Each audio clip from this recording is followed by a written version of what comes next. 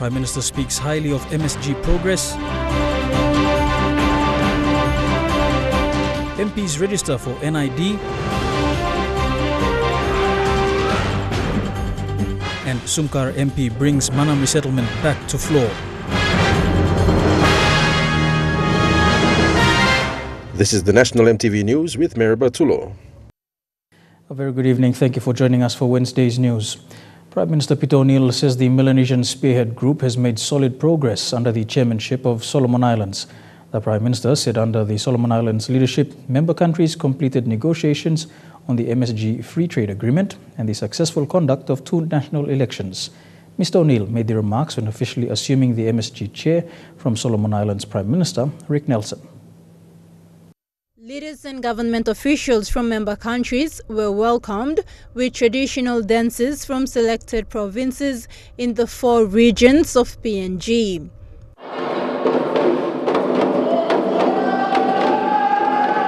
Each country representative was greeted upon arrival by the National Planning Minister, Justin Chichenko, and PNG High Commissioners to Fiji and the Solomon Islands. The national anthems of each member country were played when their government representative was escorted onto the stage. Outgoing MSG Chair Rick Nelson highlighted limited funding as a challenge SI faced during its 2-year chairmanship.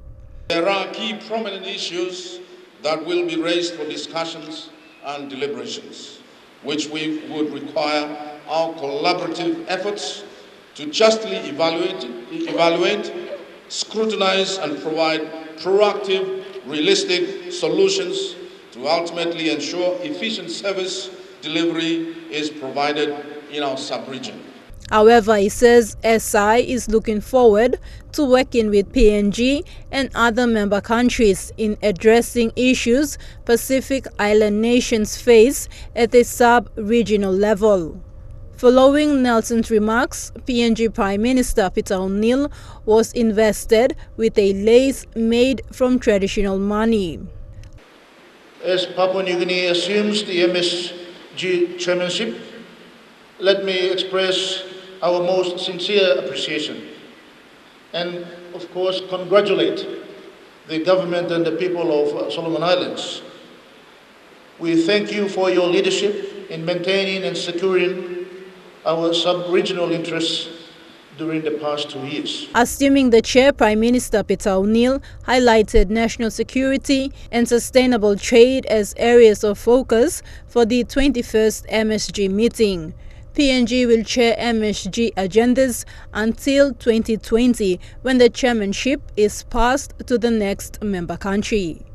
The strong commitment between our own countries, the approach that we have taken, both at our sub-region and by all the other countries in the region in addressing important security issues.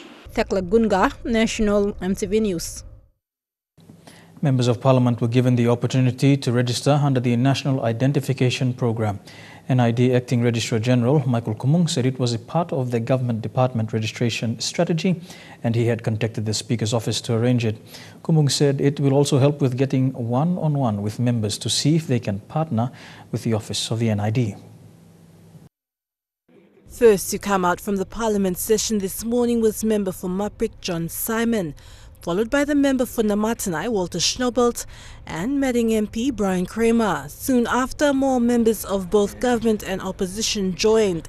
In session F received a message, so we're looking forward to at least receiving everyone coming here. We are providing lunch for them and also use that opportunity to get them fill the forms and get them registered. Acting Registrar General Michael Kumung said it was also an opportunity for the office to see if any members of Parliament would want to partner with them to carry out rollouts in their districts. So we want to make them become important partners in this whole exercise. We want them to buy into the whole idea of providing the leadership at the district levels. We know the people who need the service are based in the districts, and we want the leaders to take the lead. Once they get themselves registered, we would want them to drive that registration back to the districts.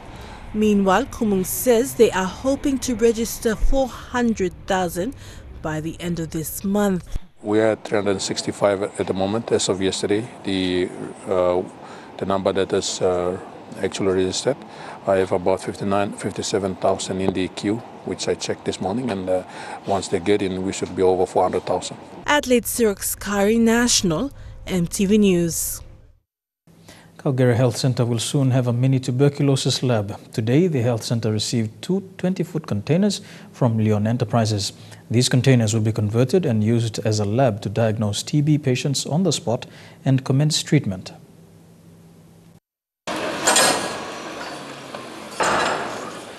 This morning, Leon Enterprises officially handed over two 20-foot containers to the Kagura Health Centre. These containers will be turned into labs to diagnose and treat TB patients. General practitioner Dr. Koliwan stated that with the rise of TB cases in NCD, it is important for the health center to have a lab to process TB results in less than a week. We're sending them off to reference laboratories in NCD. These laboratories located at 6 Mile and Tokarara and Laws Road actually take a lot of samples from around the city. So there's a huge backlog of samples, so we can go for weeks waiting for a result. So one of the big things that we decided for 2018 is that Kagura needs to have its own TB lab. Leon Enterprises manager Jason Chung stated that he was more than happy to help the Kagura Health Centre. These are not our containers that we use for storage. We actually bought these containers. We spent around 16,000 kina. He told us the issue. As we all know, TB is a health issue, one of the major issues in most BN around the country. So with these containers, he said it could help the health center and get those samples done within 2 to 3 days. So we are more than happy to have helped or fund this initiative. Senior pastor for the Kagura Living Light Foursquare Church stated that since the church had been built, it continues to impact lives and major changes have happened at Kagura. The lab will only enhance helping people. So with all the ministries that we run, it costs a lot of money, and we're so thankful for organizations that come on board to partner with us, and in particular today we're so thankful to Leon Enterprises. Kagura Health Centre provides many vital services including antenatal care, HIV testing and other important needs. Kagura Health Centre, built in 2014, sees over 200 patients on a daily basis from all parts of NCD, Central and even Gulf Province. Lilian Superakinea, National MTV News. Today is Valentine's Day, and to celebrate the day, Telecom has treated its valued customers to a free data service, including free calls on mobile and fixed lines. The Love is in the Air promotion started at midnight and will end at midnight tonight. So it's Valentine's Day today, and from Telecom PNG, we're actually giving to all our mobile subscribers free 24 hours access to social media, being that for Facebook, Instagram, as well as for Twitter. And we've also got free calls and SMS from Telecom Mobile to Telecom Mobile prepaid customers, and also to all the other telecom numbers. So if it's a fixed line number you're calling, that's free for 24 hours today. So that being for our Valentine's Day promotion. And so, you know, love is in the end. So with Telecom PNG, we're happy to give something back to our good and loyal customers that have been using our mobile service this past few months since we launched in 2016. Happy Valentine's from Telecom! You're watching National MTV News. Ahead in the bulletin, West Papua's push for full membership at the MSG gains traction, and member for Sumkar brings the Manam resettlement back to the floor of Parliament. Those stories and more when we come back. Stay tuned.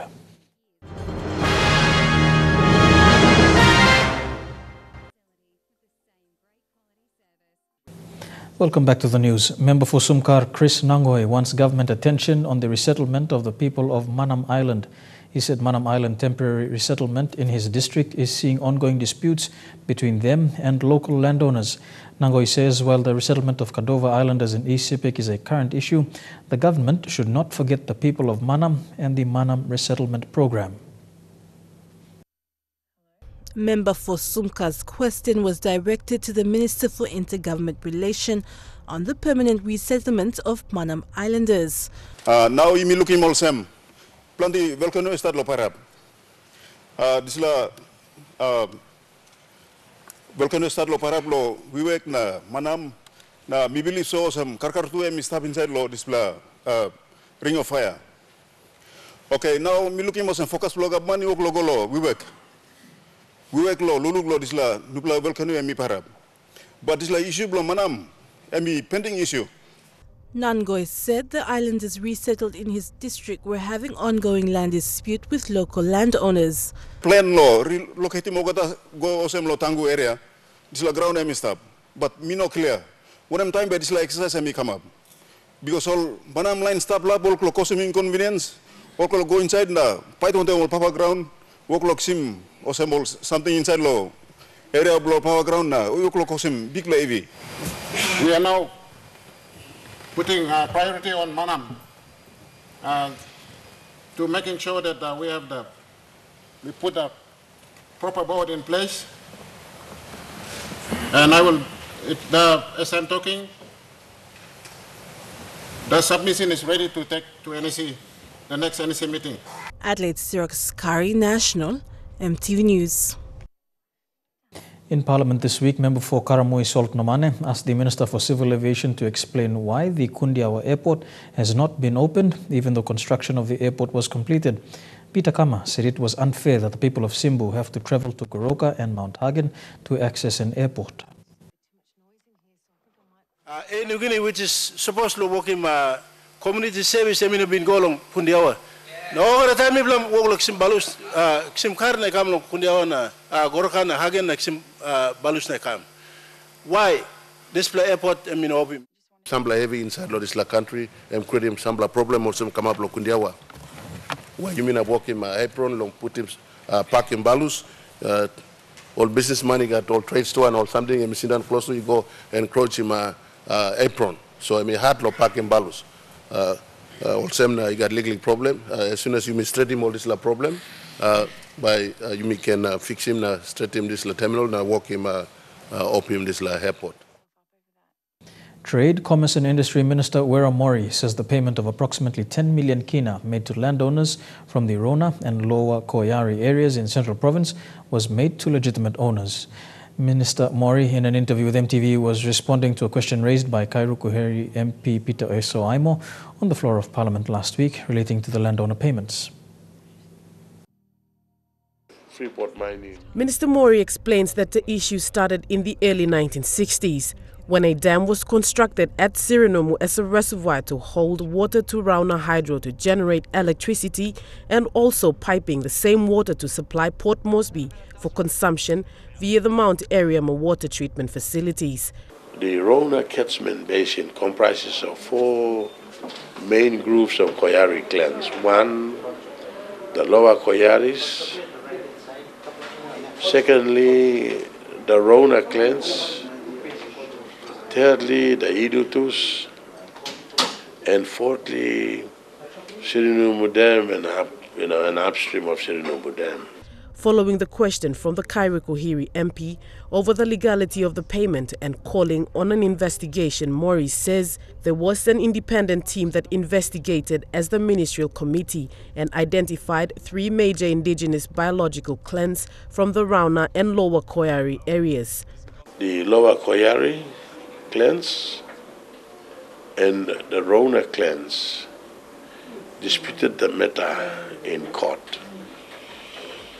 But then later, through a consent order, they agreed that 10 million kina,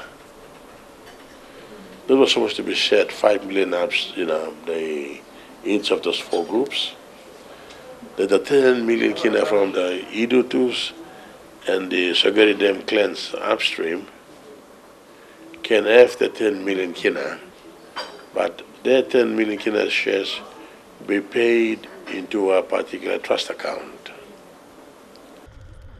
Mori stressed that the clans who are entitled to the 10 million kina from the original 20 million kina kept in a trust account of the National Court are the Omani, Narime and the Bihori clans.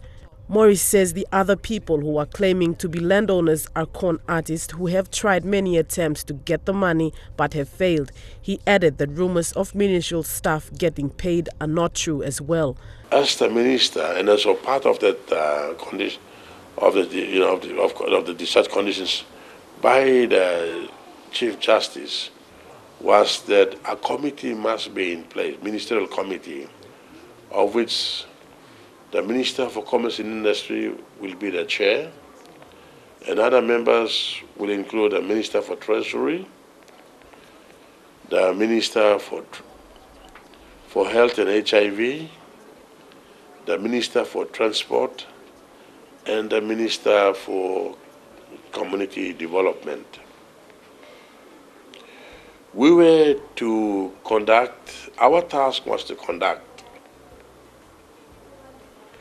meetings to ensure that the conditions set by the Supreme Court was complied with, and which we did. Stacey Yalo, National, MTV News. The issue of customary land was brought up in Parliament by member for Mosby Northwest, Semekere Morauta. According to Semekere, it is the duty of government to protect cultural land and prevent it from being stolen from people from other provinces. According to Sumkar, anyone can come to Mosby and occupy lands which are owned by Motuan people. He defined people from other provinces as foreigners. Can the Prime Minister consider establishing a commission of inquiry to determine who owns what land belonging to the people of Motu Koita, whether they were stolen, illegally occupied, or what else? The Prime Minister responded stating that most customary lands are outside the NCD district and do not have valid titles, thus making it difficult for the government to intervene when a sale of land occurs. Customary land that he is talking about is outside the NCDC boundaries, which the landowners themselves are selling not to foreigners, Mr. Speaker, it's to Papua New Guineans. And I don't like the manner in which the member is calling our own citizens foreigners. NCD Governor Powis Pakop also raised concern over the regulation of sales between customary landowners and individuals. He also questioned the ownership of Ella Beach with the construction of APEC House. His questions were addressed to Minister of Lands, Justin Tachenko. And when it comes to customary land, sometimes it's beyond the Lands Department's control how the land gets sold. Private deals are done between landowners and buyers, and they sell their land willy-nilly all over the place. Tarama Valley is one classic example, which is just a mess. Ella Beach is state land. Let's make that very, very clear. Ella Beach has always been state land, and it is state land.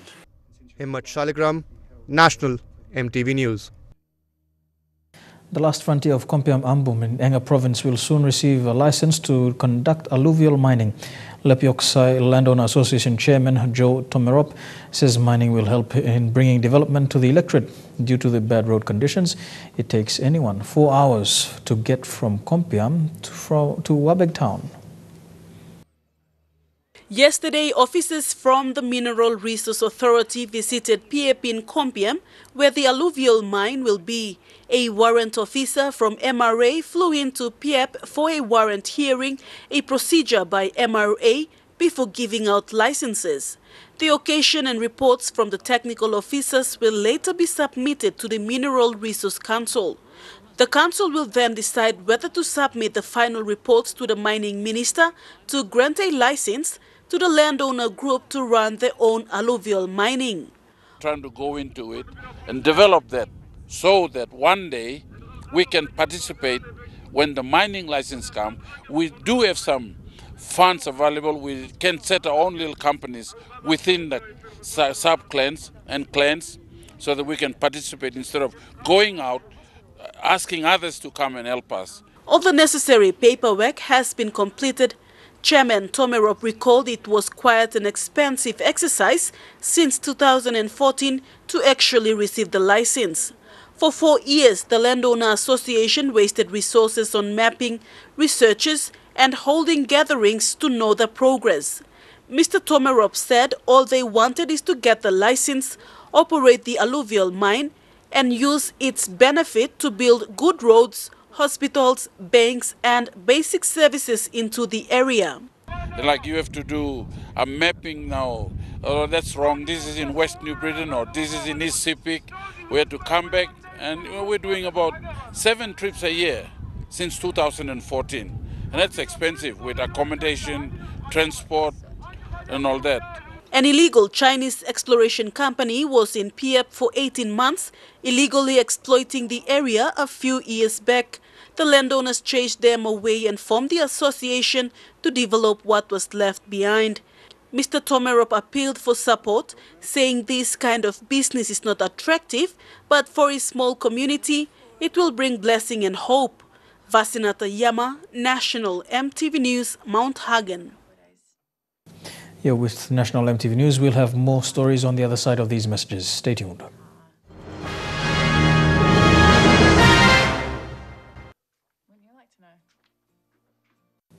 Welcome back to the news. West Papua's application to become a full member of the Melanesian Spearhead Group has gained traction, with MSG leaders this afternoon referring its application to the MSG Secretariat for deliberation. Prime Minister and MSG Chair Peter O'Neill made this known at the conclusion of the Leaders' Summit this afternoon. According to Mr. O'Neill, the leaders of Melanesia have approved new criteria guidelines for observers, associate members and full members to the sub-regional grouping. United Liberation Movement for West Papua leader Benny Wenda is confident a decision from the MSG will be made during Papua New Guinea's term as chair of the Melanesian Spearhead Group. In the age of increasing digitalization, the agriculture sector in Papua New Guinea has been challenged to innovate to bring farmers and fishermen in the country closer to markets, both in country and abroad. This was the challenge laid down this morning during a meeting of the agriculture sector in preparation for APEC. The meeting of agriculture sector participants today was part of preparations for APEC this year, which begin with the first senior officials meeting later this month. Outcomes from this meeting are to form the basis of PNG's discussions at APEC in regards to agriculture. With the overall theme of APEC 2018, harnessing inclusive opportunities, embracing the digital future, the agriculture sector was called on to look at how evolving technology could be used to improve market access for farmers across the country. According to Dr. Ila Ava, APEC 2018 presents an excellent opportunity for both agriculture and fisheries to learn from other APEC economies on how to open up markets, something which is important for PNG's future.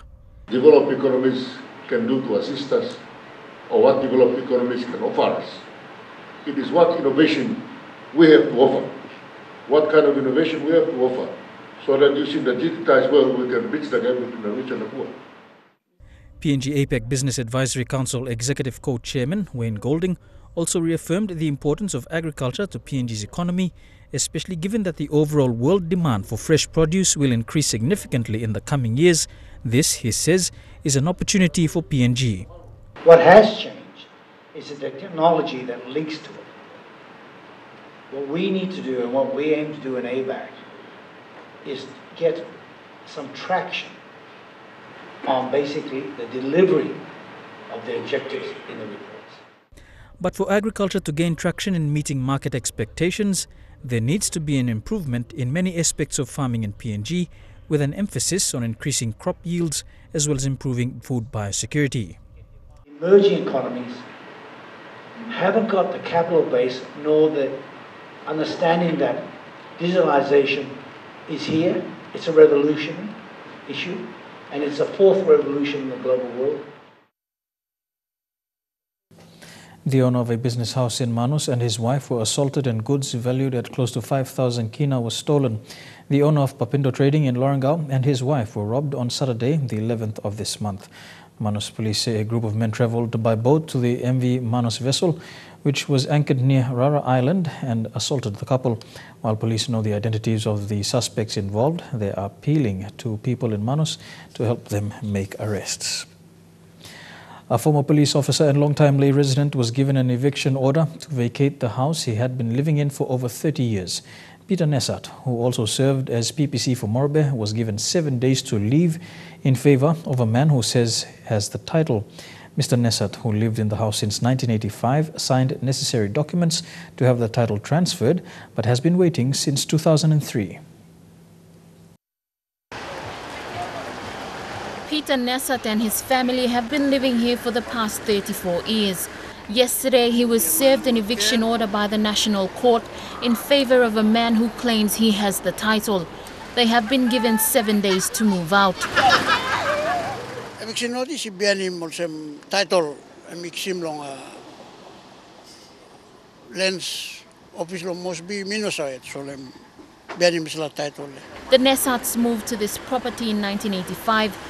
Mr. Nessat was a police officer who served as the Morbe PPC and also the ACP for the Bougainville region. I've been the longest serving PPC lo Morbe. As a sitting tenant and public servant, he expressed his interest to purchase the property. He was given a letter of offer, which he accepted in writing. By 2003, he signed his contract of sale and transfer instrument and has been waiting for the title ever since. Was waiting for the title after paying my deposit and conveyance certificate, and we will wait him now. Title ever come. The Nessats case is similar to the Tigirs who were evicted from their home last year. The Tigirs' late father paid off the property through the government sell-off scheme and was waiting to be transferred the title when someone else obtained the title. These cases are two of several NHC cases that are ongoing in Ley. Where to go from here, I don't know. I have nowhere to go. The only residence is this one. Lucy Kopana, National MTV News, Ley. Still in Ley, Ruben Penu and his family are one of several families who are fighting to regain possession of their homes in court. The Penu's property was sold without their knowledge by a man claiming he had the title. The Penus had applied for a title replacement and were waiting for it when the house was sold. The court ordered that all work on the property by developers stop whilst the matter is being heard in court to determine if the title is valid. The developers, however, went ahead in demolishing the house and have cleared out the area. The case will be heard in court tomorrow.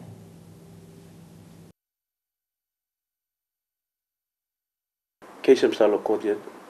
So tomorrow I'm by hearing will come up. But now yet online all been going to kisi mouse means a court been talking some working decision yet.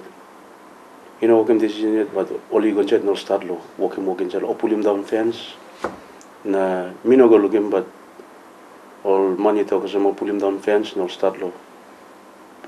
Erect him house lo. This will happen now. Leaders of the Pacific have been invited to attend the upcoming APEC leaders meeting in Port Moresby later this year. Prime Minister Peter O'Neill extended this invitation when addressing the closing of the 21st Melanesian Spearhead Group leaders meeting this afternoon. Mr. O'Neill, who is also chair of the MSG, reaffirmed Papua New Guinea's commitment to fostering an all-inclusive growth for the region, whilst also calling for the region to work together to lobby for greater support from some of the world's largest economies. With the hosting of APEC this year, PNG becomes the first Pacific Island nation to host this exclusive event. For PNG Prime Minister, whilst PNG is host to these crucial series of meetings, it is an opportunity for the Pacific region as a whole to put forward development agendas. Speaking at the closing of the 21st Melanesian Spearhead Group leaders meeting this afternoon, Mr. O'Neill invited leaders of the MSG as well as other Pacific leaders to the APEC Leaders Summit later this year. The capacity of our members to lead and host high-level global events has also been tried and tested in our region. With the theme for APEC 2018 being harnessing inclusive opportunities, embracing the digital future, Mr. O'Neill said it was a time to showcase what the Pacific could offer to the wider global community. We will continue to present the views of the Pacific, more so MSG in the Asia Pacific meetings. we have a very strong commitment to sharing the benefits of hosting APEC with other MSG island nations. In 2018, as APEC chair, I have invited all the leaders from Pacific to join in us in a dialogue with the APEC leaders. That will be done, and it is again a unique opportunity for our region. The APEC agenda provides us a great opportunity for the Pacific Island nations. APEC is committed to not only expanding free trade, but to building capacities for all economies so that they can trade in a fair environment. More importantly, our APEC agenda has been a very clear commitment to enhancing connectivity of the Pacific to the Asia economies. Mr. O'Neill said several issues to be discussed during APEC were issues that affected many Pacific Island states, and it would only be proper for PNG as host to give an opportunity for Pacific Island leaders to discuss these issues with leaders from 20 of the world's biggest economies. And O'Neill has assured the Pacific that its views will be put forward by Papua New Guinea. We all know how serious climate change is, and of course the effects of that where our people die as a result. As a group of collective minds, the nations of citizens must and will continue to make sure that our voices are heard in the global community. The 2018 APEC calendar begins with the first of the senior officials meeting in Port Moresby later this month.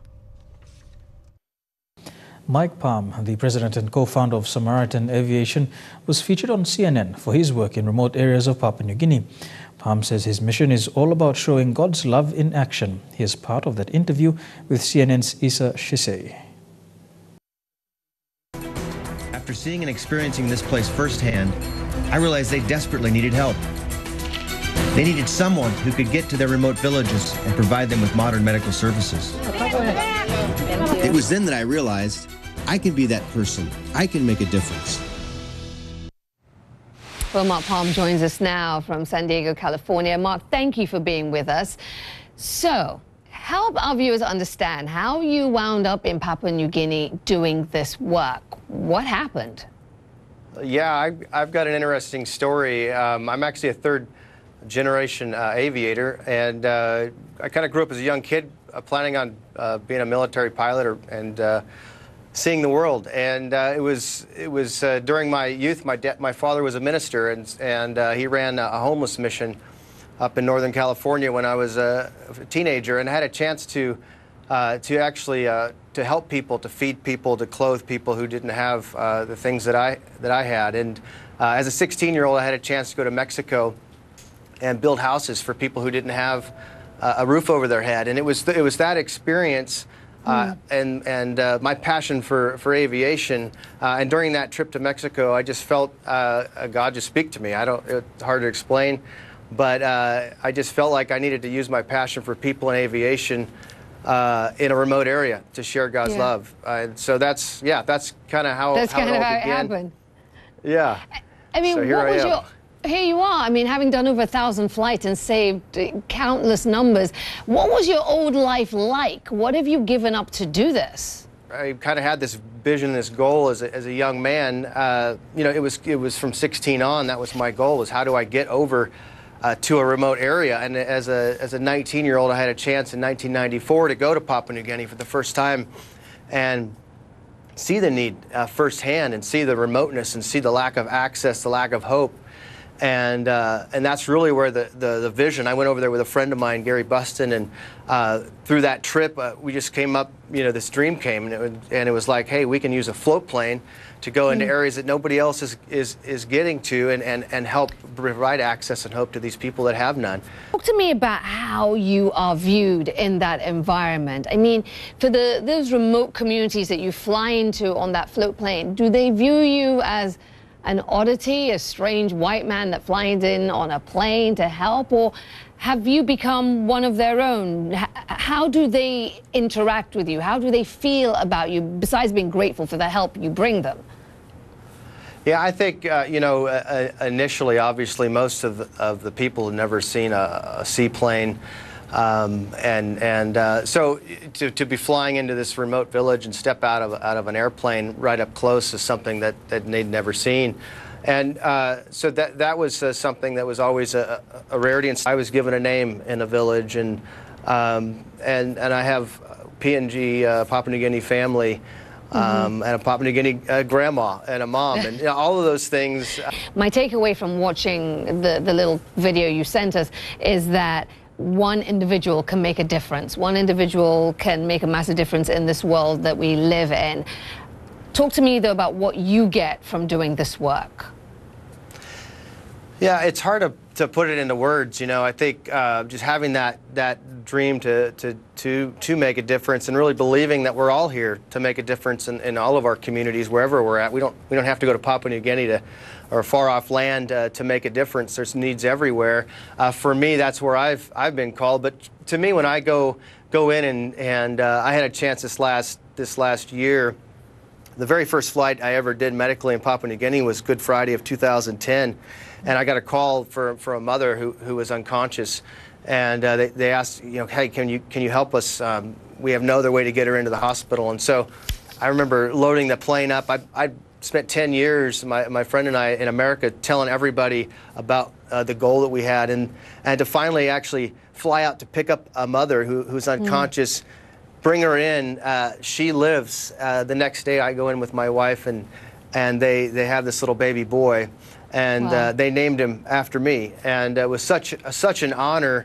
And then this last year to be able to go in on his 7th birthday, and see this young man now. And every time I go back in the village and I see someone who I've been able to fly in, someone who I've been able to develop a relationship while they're in town, and then I'm back in the villages. Because we've delivered 150,000 pounds of medical supplies to 40 different aid posts, and with one little airplane. And so, yeah, to go back in and have these relationships, yeah, you can't put that into words. It's it's amazing.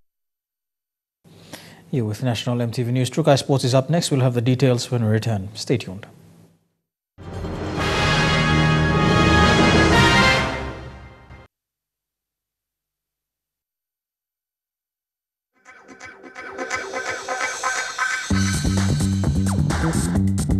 Trukai Sports.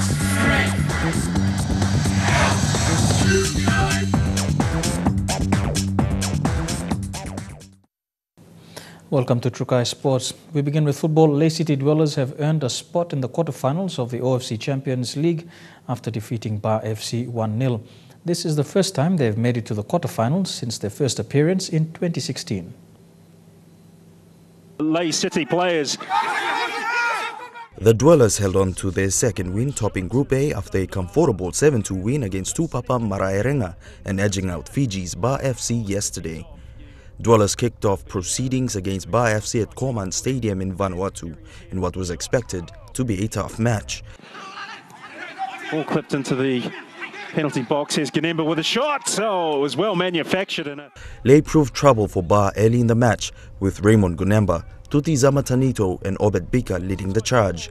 And Ratu's come out, and Tanito's hit the crossbar. Unbelievable. Shots on goal from the trio kept Bar's backline and goalkeeper on their toes. As Bar picked up momentum, they had a couple of chances threatening Lay's defense, yet were unable to score. Oh, that's a good shot, and that's a good save. Though injured, Bar's keeper Josiah Ratu managed to pull off incredible saves all throughout the first half. An evenly contested match saw the scores at 0-0 in the first half. In the second half, the limping Bar keeper returned, but was on for only 15 minutes before being replaced by former Fiji Under-20 international Misiwani Nairube.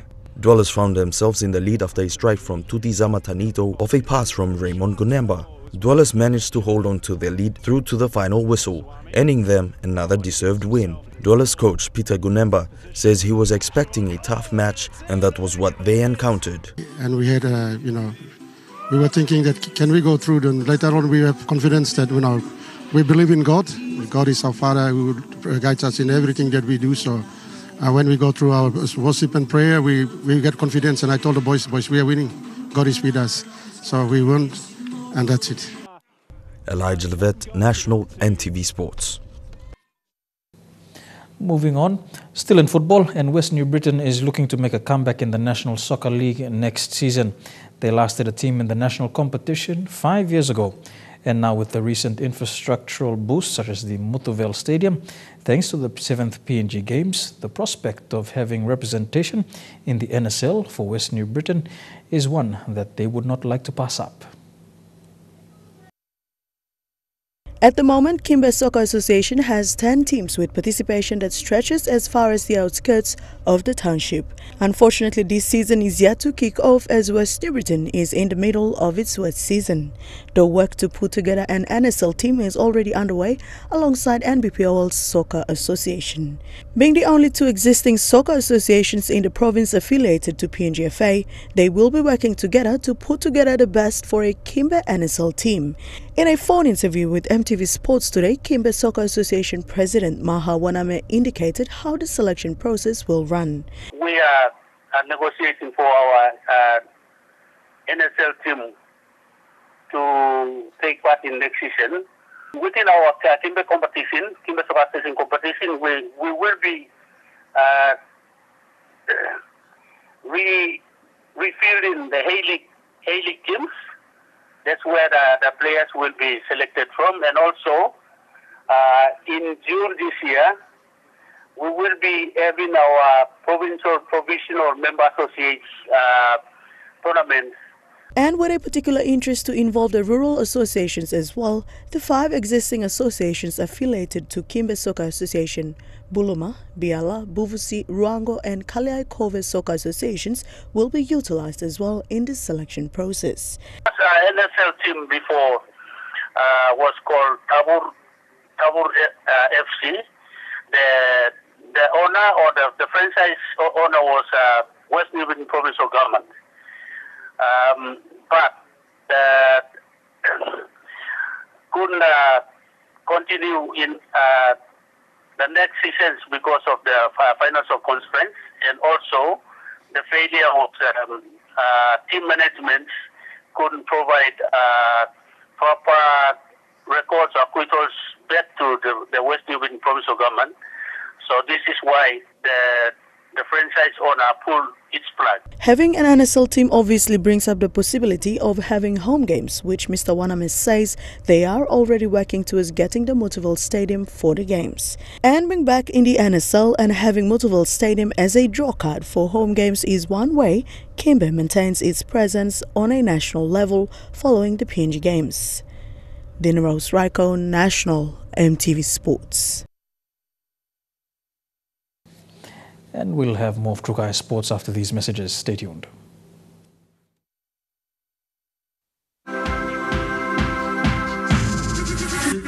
Trukai Sports. Welcome back to Trukai Sports. To Rugby League now, Nene McDonald has declared his support for Papua New Guinea's bid to have a team in the NRL. If PNG had a team in the NRL, McDonald said he would sign to play with this PNG team. PNG's bid to enter a team in the National Rugby League competition has been greatly supported by big names of the code. Australian Kangaroos coach Mal Meninga, Laurie Daly, James Graham and Matthew Johns have backed PNG's bid. After the Kumul's outstanding campaign in last year's World Cup, Laurie Daly said PNG should enter the competition in 2020. This was also supported by the SP PNG Hunters winning their first Queensland Inter Super Cup title last year after only being in the competition for 4 years. PNG Kumul's and St. George Illawarra Centre Nene McDonald has become the first current NRL player to show interest in representing PNG if and when there is a team in the NRL. PNG's love and passion for the sport was shown when they packed the National Football Stadium during the World Cup. A push for the game to expand to the country is getting closer every year. Though Papua New Guinea has the ability to host rugby league matches, having a team in one of the world's best rugby league competition will mean having different pathway programs in place. McDonald says, though there is a lot of talent, PNG must have an effective junior program in order to support a professional team. PNG RFL has put in place plans on effectively developing the code in the country, building a pathway starting with the junior development programs through to the Hunters program. With the success of the Hunters program and the growth of junior development in the country, it is just a matter of time before PNG will be able to enter a team in the National Rugby League competition. Elijah Levette, National EMTV Sports. To weightlifting, PNG Olympic Committee President Sir John Dawanikura says the Weightlifting Federation and its major sponsor, Trukai Industries, will send 6 athletes to this year's Commonwealth Games. The team of 6 will be led by 2014 Glasgow Commonwealth Games gold medalists Stephen Curry and Dikatoa. 2 from the 6 weightlifters attending the Commonwealth Games on the Gold Coast, Dikatoa and Stephen Curry, will be competing at the Games to defend their gold medal titles in April. But because all 6 weightlifters have been training hard in the last 6 to 12 months, Sir John Dawanikura is confident the team will at least win not 2 but 3 gold medals.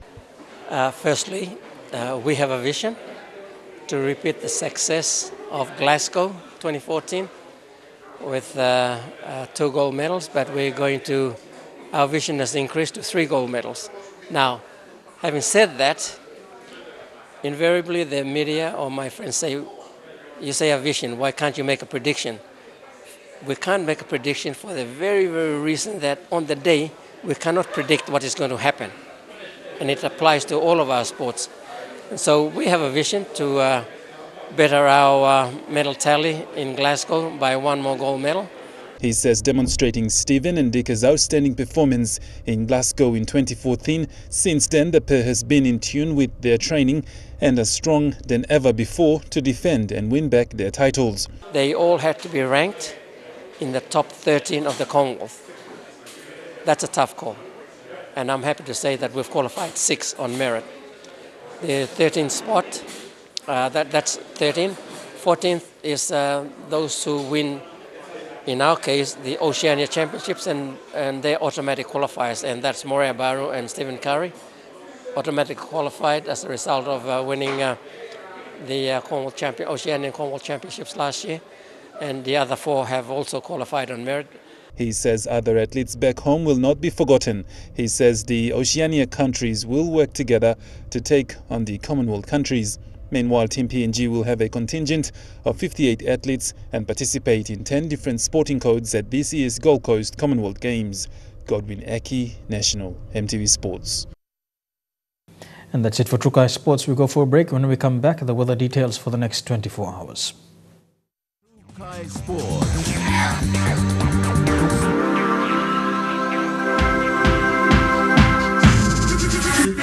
Trukai Sports. The weather details were proudly brought to you by Dulux, celebrating 50 years in PNG and the only paint made in PNG.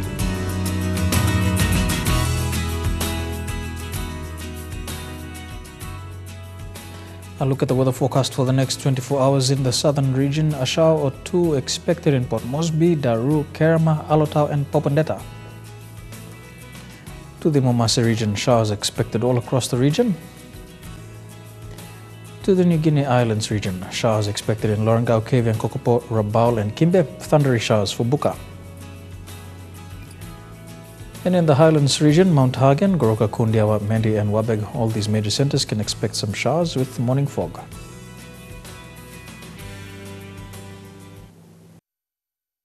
Were proudly brought to you by Dulux, celebrating 50 years in PNG and the only paint made in PNG. And that has been the news, sport and weather for today. On behalf of the MTV News team, pleasant viewing. Good night.